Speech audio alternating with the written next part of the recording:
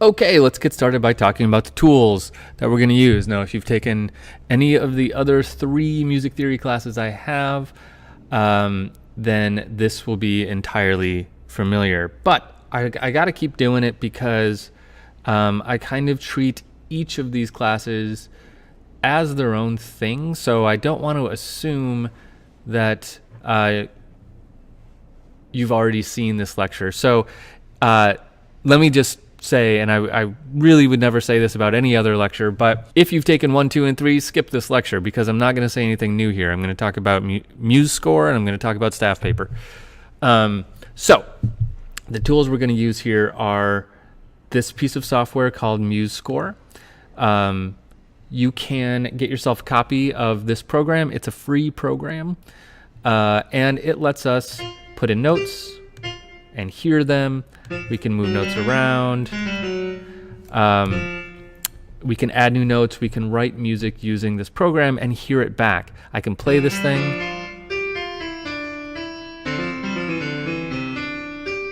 Right, so I can hear it, what I'm doing. It's a really great tool for learning how all of this stuff works.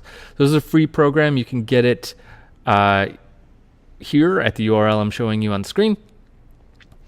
And it's really valuable. So poke around with how to use that. You might want to look at some tutorials. I think I've said in every class that sometime I'm going to make just like a free quick little class on the ins and outs of using MuseScore.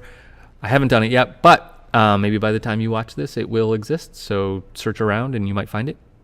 You're not going to need to know how to use this program at an expert level. What we're going to need to know for this class is how to use it for real basic stuff. So you don't need to spend a lot of time mastering this program. We just really need to learn kind of how it works. So that's the first tool that is going to be important. If you can't install it on the computer that you're working on, like if you're watching this on an iPad or an iOS device, that's just fine.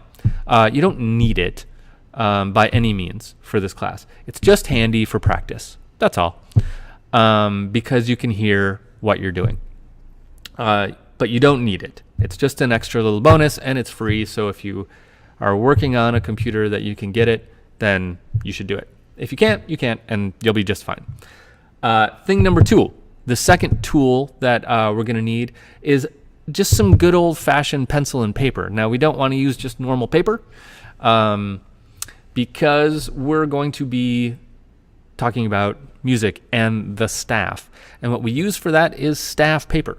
Now, you can go to your local music shop probably and find some staff paper. Some good staff paper is worth its money. Basically, we don't want to have to draw, the 5-line staff every time we want to write some notes. So we get paper that's already made to have the staff on it. Now, you can go buy some good stuff if you want. I enjoy some good high-quality staff paper and a good pencil or a pen, depending on what your cup of tea is.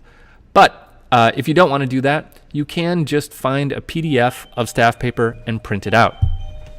So in the very next little segment of this class, there's going to be a PDF that you can download and print. This is just a blank piece of staff paper.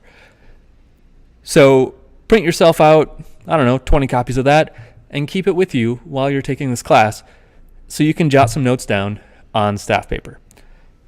That'll be a nice free alternative to going and buying staff paper. Just print out this PDF that I'm going to give you and you'll be good to go. And that's all you really need. Get a good pencil and be ready to take some notes and experiment with the concepts that we're doing. Okay, great. So in the next segment, I'm going to give you that PDF of some staff paper for you. So download that and keep it so that you have it handy for printing and scribbling on. And then let's jump into 2 quick little review topics. Off we go.